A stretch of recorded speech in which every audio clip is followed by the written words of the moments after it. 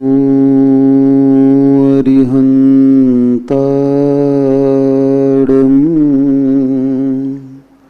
अडमो सिद्धाडं अडमो आयरियाडं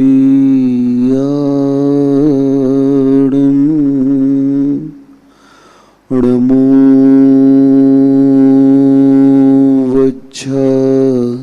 याडं अडमो लोए सब साहुडं हानित घटती आयु है पर पाप मति घटती नहीं आई बुढ़ोती पर विषय से कामना हटती नहीं। मैं यत्न करता हूँ दवामय धर्म में करता नहीं। दुर्मोह महिमा से ग्रसित हूँ नाथ बच सकता नहीं। जय बोले खिराड़ श्री कुंडलपुर के बड़े बाबा की जय। मूल नायक श्री चिंतामणि पार्श्वनाथ भगवान की जय। संत शिरोमणि आचार्य भगवान श्री विद्यासागर जी महाराज की जय। परम पूज्य निर्यापक श्रवण मुनि श्री सुधा सागर जी महाराज की जय। अहिंसा परमो धर्म की जय। जैन धर्म में अनुकंपा को सबसे ज्यादा महत्व दिया गया है। सम्यक दर्शन प्राप्ति की जो 4 बाह्य कारण कहे गए हैं, अनुकंपा उसमें सबसे महत्वपूर्ण कारण कहा गया है। क्योंकि अगर हमारे जीवन में अनुकंपा नहीं है, दया नहीं है, तो वह व्यक्ति बाहर में कितना बड़ा ज्ञानी क्यों ना हो, वह अज्ञानी की कोटि में आएगा। दया धर्म का मूल है। अदया भाव अधर्म। धर्मनाथ भगवान की स्तुति करते हुए आचार्य श्री ने ये पंक्तियां लिखी कि दया धर्म का मूल है, अदया भाव अधर्म। स्वयं कुंद स्वामी महाराज जी ने में धम्मो दया विशुद्धो कहकर के गाथा के माध्यम से कहा है कि जब कभी भी धर्म में विशुद्धि आएगी, जब कभी भी परिणामों में विशुद्धि आएगी, तो वह विशुद्धि दया के माध्यम से ही आएगी। अहिंसा और कोई वस्तु नहीं है। हमारे अंदर जो प्राणी मात्र के लिए दया है, उनकी रक्षा के भाव हैं, उसी का नाम अहिंसा है। अहिंसा यूं कहो, दया को अहिंसा का अपर नाम कह सकते हैं, दूसरा नाम। कई लोग कह देते हैं दया करुणा तो मोह का चिन्ह है, अज्ञान दशा है उनकी, क्या कर सकते हैं। नहीं, ये तो आत्मा का स्वभाव है। दया करुणा के बिना अगर आत्मा है तो वो आत्मा कभी भी मुक्ति को प्राप्त नहीं कर सकती। दया करुणा तो आत्मा में कूट कूट कर भरी रहनी चाहिए। आचार्य श्री ने कह दिया हाइको के माध्यम से, पर की पीड़ा अपनी करुणा की परीक्षा लेती। दूसरे की पीड़ा को देख करके अगर आपके अंदर करुणा नहीं जागी तो लाख स्वाध्याय कर लो आप, असंख्यात गुणी कर्मों की निर्जर नहीं होगी। स्वाध्याय परम तप है तो कहा है, लेकिन वह परम तप कब होगा जब उस स्वाध्याय के माध्यम से आपके अंदर दया करुणा के भाव स्वभाव रूप में आ जाएंगे। इस प्रकार सांस ले रहे हो ना, ऐसे ही परिणामों में दया के भाव आने चाहिए। कब आप सांस लेते हो पता नहीं चलता है, और वह श्वास आती जाती रहती है, जीवन देती है। सांस की कीमत तो अब समझ में आ रही है कोरोना के काल में, जब वह लंग्स पर पहुंच जाता है, जब ऑक्सीजन की कमी होती है ना, तब आपको अपनी सांसों की कीमत समझ में आती है कि इस सांस की कीमत क्या है। सुन रहे हो पंडित जी? हाँ, लेकिन उसी सांस की तरह अगर करुणा आत्मा का स्वभाव बन जाए ना, तो मुक्ति होते देर नहीं लगेगी। कर्मों का आसर रोकने के लिए, राग द्वेष की परिणति को नाश करने के लिए हमारे अंदर करुणा आवश्यक है। क्योंकि करुणा एक ऐसा शस्त्र है जिस शस्त्र के माध्यम से हम साम्य भाव उत्पन्न कर सकते हैं। हमारे अंदर करुणा है, दया है, तो हम सभी प्राणियों को अपनी दृष्टि से देखेंगे, अपने समान देखेंगे। हमारे अंदर उनके प्रति किसी भी प्रकार से उसकी हिंसा के भाव नहीं होंगे। आज अहिंसा जयंती है, आज गांधी जी का जन्म हुआ। आज बहुत सारे नेता लोग गांधी जी की स्मृति में उनके संस्मरण सुनाएंगे, उनके अहिंसा स्थली पर जाकर के कैंडल जलाएंगे, फूल चढ़ाएंगे। लेकिन क्या मात्र इतने में गांधी जी के उन बलिदानों को हम चुका पाएंगे? थोड़ा आज चिंतन करना है। मेरा सरकार को भी कहना है, आज भारत सरकार जो इस देश पर राज्य कर रही है, शासन चला रही है, उन्हें सोचना चाहिए कि आज जो हमें स्वतंत्रता प्राप्त हुई है, वह स्वतंत्रता हमें मिली कैसे? दे दी हमें आजादी बिना खड्ग बिना ढाल, साबरमती के संत तूने कर दिया कमाल। गांधी जी जैन धर्म से बहुत प्रभावित थे और उन्होंने जैन धर्म के दो मूल तत्व को अपने जीवन का आधार बनाया, अहिंसा और सत्य। सुन रहे हो? ये जैन धर्म के प्राण हैं और जैन धर्म की पूरी इमारत इसी अहिंसा की नींव पर खड़ी हुई है। अगर अहिंसा ना हो, दया ना हो, करुणा ना हो, तो आचार्य कहते हैं फिर आपकी सारी की सारी धर्म की क्रियाएं, जितनी भी प्रतिक्रियाएं आप कर रहे हो धर्म की, वो सारी की सारी व्यर्थ हैं। कोई कार्य नहीं, पुण्य अर्जन कर लोगे आप थोड़ा बहुत, उससे कोई फायदा नहीं है। गांधी जी के जीवन को जब हम देखते हैं, उनके जीवन में सबसे पहले परिवर्तन कहां से प्रारंभ हुआ? जब वो रात को सो रहे थे, सर्दी का समय था, तो आधी रात को उन्हें कुत्तों के पिल्लों की रोने की आवाज सुनाई दी और उन्हें सुनकर के वे बाहर निकले और देखते हैं, अरे इतनी ठंडी में वह कुत्ते का पिल्ला चिल्ला रहा था, कड़ाके की सर्द थी। वो उसे अंदर उठा करके लाए, उनके अंदर करुणा फूट पड़ी। ओहो, ये जीवन है क्या?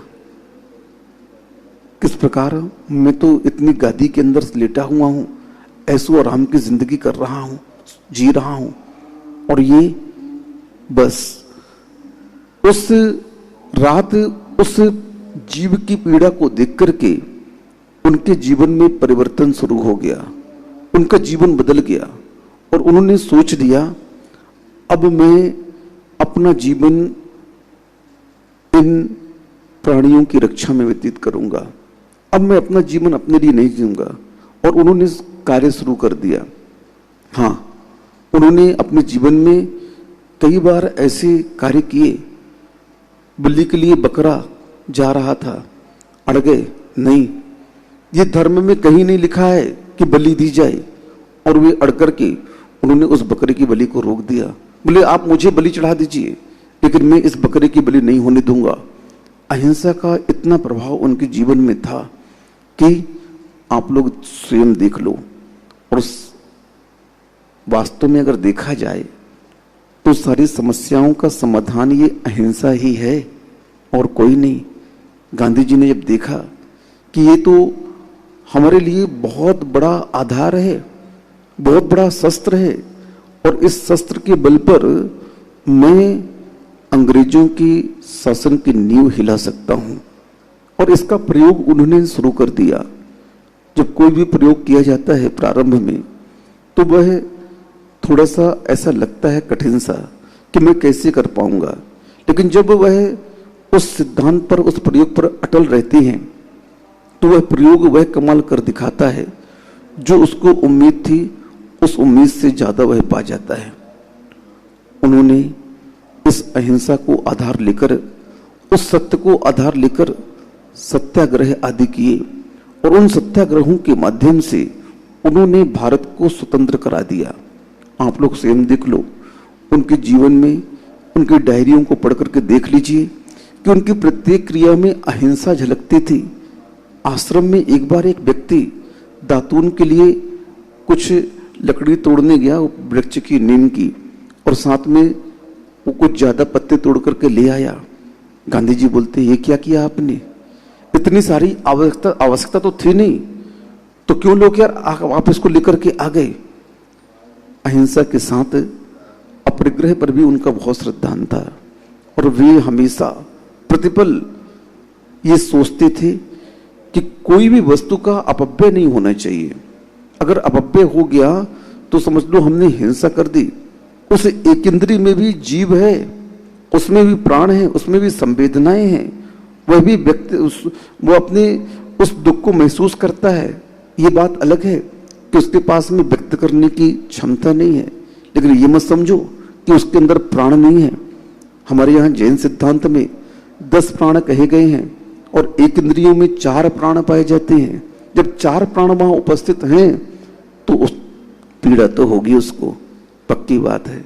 हाँ, आज अहिंसा दिवस पर, गांधी जी की इस पुण्यतिथि पर आज सरकार को सोचना चाहिए। गांधी जी ने आज जिस अहिंसा और सत्य के बल पर इस भारत देश को स्वतंत्र कराया, तो उनका मात्र यही भाव था कि भारत का प्रत्येक प्राणी स्वतंत्रता का अनुभव करे, भारत का प्रत्येक जीव स्वतंत्रता का अनुभव करे। व्यक्ति जितना बड़ा होता है उसकी दृष्टि भी उतनी ही विशाल होती है, और उस विशाल दृष्टि के माध्यम से वह संसार के सभी प्राणियों पर करुणा करना चाहता है। कोई भी धर्म ऐसा नहीं है कि जिस धर्म में हिंसा को स्थान दिया गया। मुस्लिम ग्रंथ में कह दिया, सूरत मायदा मंजिल 2 आयता 3 में लिखा है, हे ईमान वालो, अगर तुम खुदा की भक्ति करते हो तो शिकार मत करो। अब बताइए आप, स्वयं खुदा ने लिख दिया। ये तो मुल्ला मौलवी है जो उस धर्म के मूल बातों को सामने आने नहीं देते हैं। हर ग्रंथ में अध्यात्म लिखा है, हर ग्रंथ में अध्यात्म का वर्णन है, हर ग्रंथ में जीवों की रक्षा का वर्णन है। बाइबल में तो ईसा मसीह ने क्या क्या कह दिया उन जीवों को लेकर के कि हे ईमान वालो, तुम किसी भी जीव का घात नहीं करो, और मांस खा रहे हो ईसाई धर्म को अपना करके, और आप मांस भक्षण कर रहे हो। वहीं पर कुरान की 12-17 सूरत हज रुख 5 आयत 38 में स्पष्ट कह दिया कि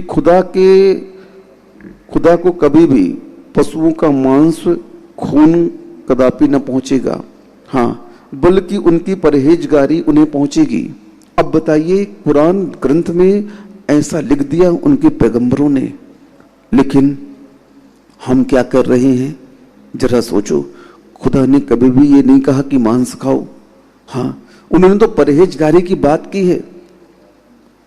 और मैंने सुना एक बार ऐसा कि जब बहुत विकट परिस्थिति आ जाए, जब तुम्हें अन्न खाने को नहीं मिले, तो फिर इस जीवन की रक्षा के लिए तुम कुछ भी कर सकते हो, लेकिन जब तक अन्न की प्राप्ति हो रही है तब तक व्यर्थ में तुम किसी जीव को मारोगे तो जहन्नुम में तुम्हें जाना पड़ेगा। अगर तुम व्यर्थ में एक तिनके को भी कष्ट दे रहे हो तो उसका परिणाम तुम्हें जहन्नुम जाना में होगा।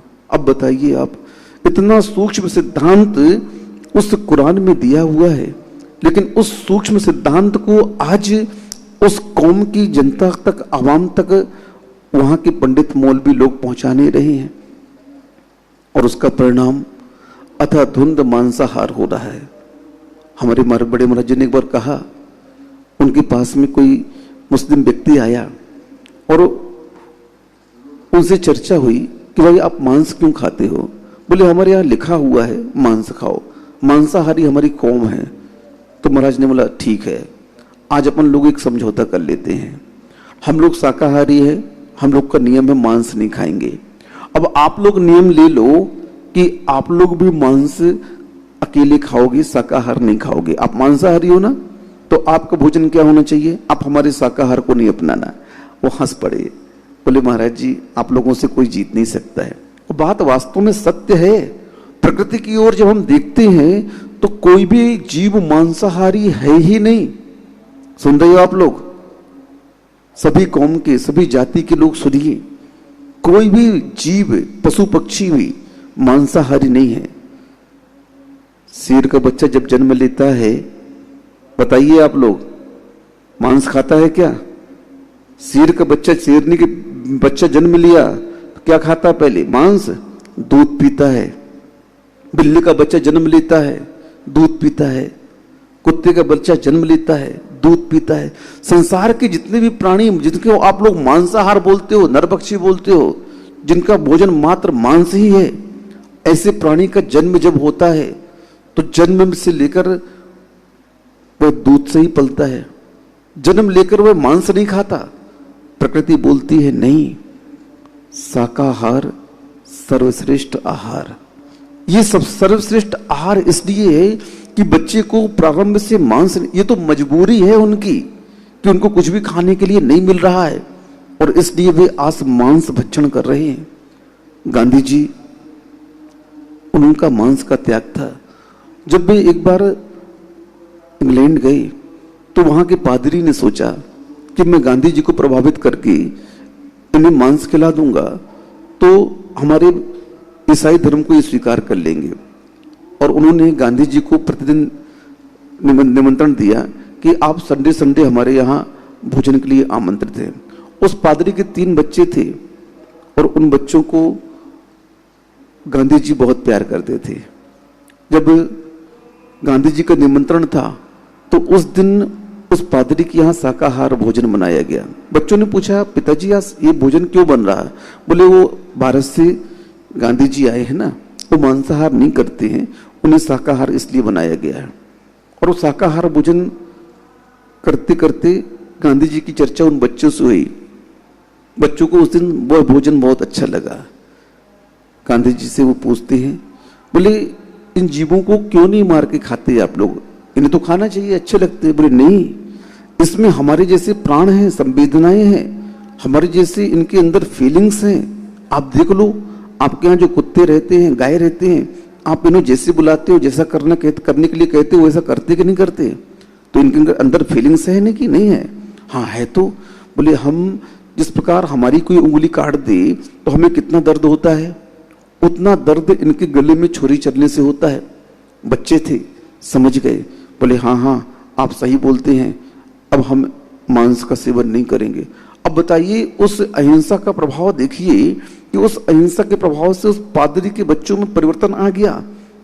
जब पादरी के बच्चों ने पादरी से कहा कि अब हम लोग भी मांस नहीं खाएंगे, वो समझ गया मैं इसे ईसाई बनाने चला था और ये इन बच्चों को हिंदू बना के चला गया। बताइए आप, ये है अहिंसा का प्रभाव कि हम कहीं भी रहें उसका प्रभाव नियम से बनकर पढ़कर के रहेगा हमारे जीवन में। ये अहिंसा का नेचर है। इस अहिंसा के प्रभाव के कारण ही हमारे तीर्थंकरों के समूह शरण में गाय और शेर एक घाट में पानी पीते हैं। ये क्या है? वह प्रभाव, वह भावना इतनी चरम सीमा तक पहुंच गई है कि उनके औरे में आने के उपरांत आदमी जन्मजात बैर को भी भूल जाता है। आज इस गांधी जयंती के अवसर पर पूरी सरकार को सोचना चाहिए कि अहिंसा दिवस तो मना रहे हैं, लेकिन हिंसा से पैसा कमा करके, यहां से मांस को निर्यात करके और विदेशी पूंजी आयात कर रहे हैं, अन्य वस्तु आप आयात कर रहे हैं। आचार्य कहते हैं नहीं, कभी भी देश समृद्ध नहीं हो सकता, कभी भी नहीं हो सकता। उस गोपाल की भूमि में, उस राम की भूमि में, उस महावीर की भूमि में, नमोस्तु महाराज नमोस्तु, अहिंसा, जहां पर ये गाय माता के रूप में पुजती थी, जहां पर इन गायों को ये माना जाता था 33.5 करोड़ देवी देवताओं का वास एक पशु में है, उस गाय में है, और भगवान की जैसे उस गाय की पूजा होती थी। और आज उसका मांस काट करके ऐसे ऐसे बूचड़ खाने खुल गए हैं जहां पर लाखों पशु एक बार में झटके से उतार दिए जाते हैं। 10-10, 15-15, 20-20 लाख पशु आज प्रतिदिन कत्ल करके विदेशों को निर्यात किए जा रहे हैं। ये भारत की नीति हो ही नहीं सकती, ये उस भारत की नीति नहीं हो सकती। ये तो आज वर्तमान में बिगड़े हुए स्वरूप की नीति है। हाँ, आज राजनीतिक दबाव के कारण आज वोट की राजनीति के कारण आज अहिंसा को एक तरफ रख दिया गया। मैं उन नेताओं से कहना चाहता हूं, प्रधानमंत्री जी सुनिए, आप देश के राजा हैं और हिंदुत्व की पार्टी आज सत्ता पर है। आज तो मैं तो यही सोचता था कि हे भगवान, कब ये भारतीय जनता पार्टी आए जो गौ माता की जय बोलती है और कब इस देश से कत्ल खाने पूरी तरह से बंद हो जाए। मेरे गुरुदेव ने तो कितने प्रयास किए, कितना उन्होंने पुरुषार्थ किया इस दिशा में। मध्य प्रदेश में कम से कम 120-25 गौशालाएं खोली गई, जिनके माध्यम से आज 2-2.5 लाख पशु संरक्षित हैं। लेकिन मेरे गुरुजी कहते हैं मैं इससे संतुष्ट नहीं हूं। हमारे देश में अरबों का पशुधन, मैं तो मात्र 2-2.5 लाख पशुओं की रक्षा कर पा रहा हूं इन श्रावकों के माध्यम से। जिस राष्ट्र की आधार, जिस राष्ट्र का मूल पशुधन था, वो है आज काटा जा रहा है। जिस गति से आज ये पशुधन कट रहा है ना, उस गति से 15-20 साल के अंदर ये पशुधन यहां पर समाप्त हो जाएगा। और सुन लो, जिस दिन दूध समाप्त हो गया, पशुधन समाप्त हो गया, उस दिन भारत का कोई अस्तित्व नहीं बचेगा, प्रलय हो जाएगा। क्यों? क्योंकि दया पूरी तरह से भारत से समाप्त हो जाएगी। इसलिए अभी भी कहना है, चेत जाओ। गुरु जी हमारे, बड़े महाराज जी हमारे कई बार प्रवचनों के माध्यम से सरकार को, जनता को सावधान करते रहते हैं कि देखो, हम उस अहिंसा के पुजारी हैं और अहिंसा के अंतर्गत हमें यह ध्यान रखना चाहिए किस किस वस्तु के उपयोग में हिंसा हो रही है। हम आज सूक्ष्म हिंसा के त्याग की बात नहीं कर रहे हैं, कम से कम स्थूल हिंसा का तो हम त्याग कर सकते हैं। अगर पूरे देशवासी इस संकल्प कर लें कि जो हमारे शंकर जी का नंदी कट रहा है और उसके कटने के उपरांत में मांस तो विदेश जा रहा है, लेकिन उसकी खाल यहां पर उसके वस्त्र बनाए जा रहे हैं, पर्स बनाए जा रहे हैं, बेल्ट बनाए जा रहे हैं, जूते बनाए जा रहे हैं, विभिन्न प्रकार की वस्तुएं बनाई जा रही हैं, तो कम से कम हम भारतवासी एक संकल्प तो ले ही सकते हैं। आज पूरी भारत की जनता अगर ये संकल्प ले ले कि हम चमड़े से निर्मित वस्तुओं का प्रयोग अपने जीवन में नहीं करेंगे, बस परिणाम देखो, सरकार हिल जाएगी। पूरी की पूरी कंपनियां जो इस प्रोडक्ट को बनाने वाली हैं ठप हो जाएंगी। इस सारी की सारी ताकत अगर किसी के पास में है तो जनता के पास में है। आप लोग क्यों नहीं समझ रहे हो? इतनी दृढ़ता अंदर ले आइए, संकल्प कर लीजिए। उसका विकल्प है दूसरा। आज लेदर की जगह में और दूसरी वस्तुएं आने लगी, रेक्सिन वगैरह, उसके शूज, उसके पर्स, उसकी हर चीज बन रही है और ऐसी नहीं, टिकाऊ अच्छी है। क्यों पन्ही पहनते हो चमड़े की? क्यों बेल्ट पहनते हो? क्यों आप उस एक तरफ तो उस नंदी की पूजा कर रहे हो, उस गौ माता को मां मान रहे हो, और दूसरी तरफ उसके बने हुए चमड़े के सामग्री को अपने शरीर पर लाद रहे हो। समाज में, परिवार में कोई व्यक्ति मर जाता है, उसे जो हम जलाने के लिए शमशान घाट जाते हैं तो 1 दिन का सूतक लगता है। कितने दिन का? और उस चमड़े की वस्तु को अगर जो पहनता है तो उसका सूतक तो खत्म ही नहीं होता है। जब तक वह चमड़े की वस्तु शरीर से लिपटी रहेगी। संकी पंचेंद्री का कलेवर है, हम लोगों के लिए, मुनियों के लिए कह दिया है, अगर ये कलेवर दिख जाए, मात्र मृत कलेवर दिख जाए तो उपवास कहा है आहारचर्या के समय। क्या कहा? हम लोग आहार के लिए जा रहे हैं और मार्ग में कोई चूहा, बिल्ली, छछूंदर, छिपकली मरी दिख जाए तो हम श्रवणों के लिए उपवास कह दिया कि मृत कलेवर को देख लिया। अब बताइए हम लोगों के लिए क्या दंड व्यवस्था है उस समय? तुरंत आलाप कर दीजिए। और श्रावक के लिए स्पष्ट कह दिया कि जो कोई इस वस्तु का प्रयोग करता है उसका सूतक कभी भी समाप्त नहीं हो सकता, कभी भी समाप्त नहीं हो सकता। आज भले ही हम पदार्थ की होड़ में आगे बढ़ रहे हैं, विज्ञान के आविष्कार को स्वीकार कर रहे हैं, लेकिन याद रखना, विज्ञान कितना भी प्रगति कर जाए, आज खेती में कितने भी यंत्रों का प्रयोग हो जाए, कर लो यंत्रों का प्रयोग, लेकिन जो खेती उन बैलों के माध्यम से होती थी और उस खेती का उपजा हुआ अनाज और उस खेती पर उनके चले हुए पैर, उनके माध्यम से जो उस जमीन की उर्वरक शक्ति बढ़ती थी, आज वो नहीं है, आज वो समाप्त होती जा रही है। ट्रैक्टर कितना भी चला लो खेत पर, वो कभी भी दूध नहीं देगा। सुन रहे हो? यंत्र कभी भी दूध नहीं देंगे, दूध तो गौ माता देगी, हाँ, और कोई नहीं दे सकता। आप भले कितना विकास कर लो, आज देख लीजिए आप, इतना बड़ा भारत देश है और आज ही अभी ही एक कमी दिखाई देने लगी। पूरे भारतवर्ष में आज मात्र 40% दूध बचा गाय का, 60% नकली दूध, सिंथेटिक दूध आ रहा है। यूरिया खाद आदि के माध्यम से अन्य जो भी केमिकल्स हैं उनको मिलाकर के वो दूध बन रहा है। अब बताइए आप अपने बच्चों को क्या दे रहे हैं? साक्षात मौत दे रहे हैं। सरकार की नीति देखिए, सरकार को चाहिए, जगह जगह छापे मारे जा रहे हैं। त्योहार के अवसरों पर पेपरों में न्यूज छपती है कि इतने किलो नकली मावा बरामद हो गया, इतने किलो नकली दूध पकड़ा गया। ये सब क्या है? इन सब को देखते हुए भी अगर हम जागरूक नहीं हो पाएंगे तो एक दिन पतन अवश्य होगा, क्योंकि आप लोग के जीवन में प्रतिदिन इसका उपयोग होता है। घी दूध के बिना घर के कोई कार्य नहीं चल सकते हैं, और वो भी नकली मिलेंगे तो तुम कमा किसके लिए रहे हो बताओ? पहले भारत के प्रत्येक घर में गांव की गाय हुआ करती थी।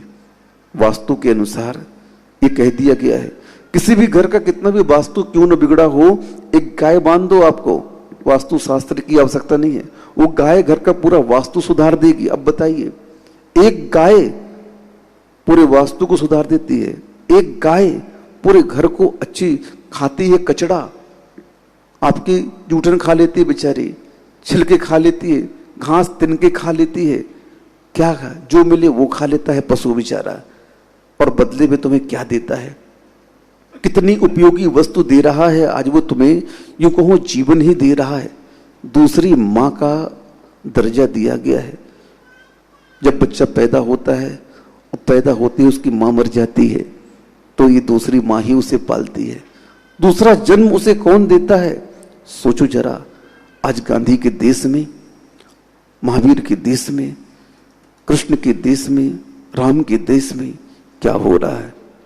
खुलेआम कत्लेआम हो रहा है। इन गायों का खुलेआम कत्ल किया जा रहा है। जगह जगह बूचड़ खाने खोले जा रहे हैं, जगह जगह पशुओं की हिंसा की जा रही है। मुर्गी पालन केंद्र खोल करके उन मुर्गियों की हिंसा की जा रही है। मछली का पालन केंद्र खोल करके, सुअर पालन केंद्र खोल करके आज उसे व्यापार का नाम देकर के, प्रशिक्षण देकर के मारने का, किस प्रकार इसे मारा जाए। अब बताइए आप क्या हो रहा है? इनकी चीत्कार को आप मामूली मत समझना। इनकी चीत्कार जो भय से निकल रही है ना, उसके कारण पूरी की पूरी वातावरण में आज दहशत का माहौल हो रहा है। आज जितने भी प्रतिकूलताएं ये आ रही हैं, स्वाइन फ्लू से लेकर चिकनगुनिया, अभी बर्ड फ्लू चला उस मुर्गी को लेकर के, अब ये कोरोना आ गया, ये सारे के सारे जीवाणु जो आज अटैक कर रहे हैं मानव जाति पर, ये सारे के सारे आपकी हिंसा का परिणाम है। वो बोल रहे हैं तुम मेरी हिंसा कर रहे हो तो मैं तुम्हें कैसे छोड़ूंगा। परस्परोपग्रहो जीवन, तुम मेरे ऊपर उपकार करोगे तो मैं तुम्हारे ऊपर उपकार करूंगा, और तुम मेरा घात करोगे तो मैं तुम्हें छोड़ूंगा नहीं। याद रखना, उनके पास भी शक्तियां हैं और उस शक्ति का प्रभाव आज दिखा रहे हैं। इसलिए पूरे विश्व को सावधान होना चाहिए कि अगर सबसे ज्यादा शक्ति किसी में है तो शाकाहार में है और किसी में नहीं है। शाकाहार की जैसी शक्ति मांसाहार में हो ही नहीं सकती है। घी दूध में जो शक्ति है वो मांसाहार में नहीं मिल सकती है। लेकिन आज विज्ञान का युग है और उस विज्ञान ने तरह तरह के उन मांसों को निकाल करके उनमें से पता नहीं क्या क्या दवाई बना करके और आज पौष्टिकता के लिए औषधि बना दी। लेकिन आप देख लीजिए उसका परिणाम कि आज जो बालक जन्म ले रहा है, क्या वह एक मन की तलवार उठा रहा है, शिवाजी से भाला उठा रहा है क्या? बताइए। पहले पहले राजाओं की तलवारें या भालाएं 30-30, 40-40 किलो के होते थे और अकेले एक हाथ से चलाते थे। और आज के बच्चों को बोल दिया जाए, स्वयं देख लो, आज ये हमारे लोग हैं जो एक एक कुंटल के बोरे उठा करके फेंक देते थे, आज 50 किलो कट्टी में आ गए, 25 किलो में आ गए, बोरे में आ गया। सबकी क्षमता कम होती जा रही है, मांस में शक्ति है ही नहीं, शक्ति तो शाकाहार में है। हाँ, दया धर्म का मूल है, अदया भाव अधर्म, ये अधर्म है। और अधर्म का परिणाम देख लो क्या होगा। कंस ने अधर्म किया, कहां गया? रावण ने अधर्म किया, कहां गया? जिस जिस जीव ने अधर्म की शरण ली उसका पतन ही हुआ है, ये हमारे धर्म के ग्रंथ कह रहे हैं। इसलिए सरकार को चाहिए कि इस अधर्म नीति को छोड़ करके धर्म नीति को अपनाओ। गांधी जी ने उस अहिंसा और सत्य को लेकर के पूरे भारत में जो बिगुल बजाया, उसका परिणाम हम स्वतंत्र हो गए। हम बाहर से तो स्वतंत्र हो गए, लेकिन आज भी हमारी संस्कृति, हमारे संस्कार पाश्चात्य से जुड़ते जा रहे हैं। और उसका परिणाम क्या हो रहा है? आज पदार्थ के क्षेत्र में हम पुनः गुलाम होते जा रहे हैं। हम स्वतंत्र देश के नागरिक तो हैं, लेकिन आज हम उन पदार्थों के अधीन इतने हो चुके हैं, उन पदार्थों के इतने गुलाम बन चुके हैं कि आज कोई भी व्यक्ति यह खुलकर नहीं कह सकता है कि मैं स्वतंत्र हूं, मैं आजाद हूं। याद रखना, जब तक हम इस अहिंसा की शरण में नहीं जाएंगे, मात्र अहिंसा परमो धर्म की जय बोलने से कुछ नहीं होगा। मैंने जो बात कही है उन बातों को अपने जीवन में अमल करना होगा। धम्मो मंगल मुद्दठम अहिंसा संयमो तबो दिवावितस्य पड़मंती जस धम्मे सयामणो। इस कार्यक्रम में कह दिया कि देव भी उसके चरणों की आकर के वंदना करते हैं जिस जीवों के पास में दया होती है, करुणा होती है। ये तो आत्मा का स्वभाव है, ये तो उस कर्मों को नाश करने का माध्यम है। और जब तक ये हमारे अंदर आएगी नहीं, तब तक हम महान बन नहीं सकते हैं। उन जीवों की करुणा देख, उन जीवों को देख करके, उनके कंपन को देख करके आपके अंदर कंपन आना चाहिए। ठंडी में आप कप रहे हो और अपनी व्यवस्था कर रहे हो, और उन जीवों को देख करके आपके अंदर कंपन नहीं आ रहा है, वो अंधा अच्छा है। जिसके पास आंख नहीं है लेकिन करुणा से वो भी आंसू बहा देता है, और तुम आंख वाले होकर के भी क्या कर रहे हो? करुणा दिख ही नहीं रही है। परिणाम क्या होगा? कितना भी कर लो पुरुषार्थ, इस संसार में आने के बाद कुछ भी तुम्हें मिलने वाला नहीं है। इसलिए जो गौशालाएं खुल रही हैं उन पर हमें अपनी उस राशि का प्रयोग करना चाहिए। आज आप लोग व्यर्थ में इतनी राशियां खर्च कर देते हो व्यर्थ के कार्यों में, अगर उन राशियों को बचा करके इन गौशालाओं में दो तो ये गौशालाएं बहुत सुचारू रूप से चलेंगी। आप पूरी भारत की जनता एक होकर के अगर प्रधानमंत्री को पत्र लिख दे कि नहीं, भारत से अब गौ मांस का निर्यात नहीं होगा, अब भारत में कत्लखाने बंद होने चाहिए, मजाल नहीं है सरकार की कि वह आपकी आवाज को सुने ना। प्रजातंत्र है, प्रजातंत्र प्रजा के लिए है, और प्रजा अगर जागरूक हो जाए तो राजा को सोचना पड़ेगा, समझना पड़ेगा, और राजा स्वयं सोचे कि हमें आज इस अहिंसा को पूरी तरह से अपनी राजनीति का आधार बनाना चाहिए। क्योंकि जब तक हम अहिंसा को आधार नहीं बनाएंगे तब तक देश का विकास और इस आत्मा का विकास हो ही नहीं सकता है। इसलिए इस अहिंसा दिवस पर मात्र कैंडल जला करके और फूल समर्पित करके बैठना मत। याद रखना हमें करना क्या है। इन्हीं भावना से अहिंसा परमो धर्म की जय।